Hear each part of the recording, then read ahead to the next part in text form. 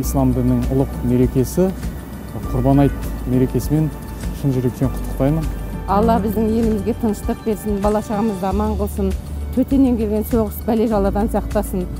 Құрбан мейрамы қабыл болсын, отанымыз аман болсын, дерттен аман есен шығайық. Алла тағала енді мұндайды бір сынақ жіберіп отыр ғой. Осы сынақтан аман есен өтейік. Барша қазақ жұртын келіп жеткен Құрбан айт мерекесімен шын жүректен құттықтаймын.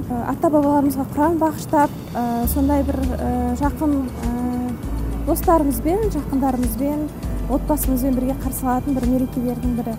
Мен үшін бұл айттың маңызы өте зор. Өйткені бұл күллі мұсылман қауымының мерекесі. Осы мерекеден Алла бізді ажыратпасын деп тілеймін.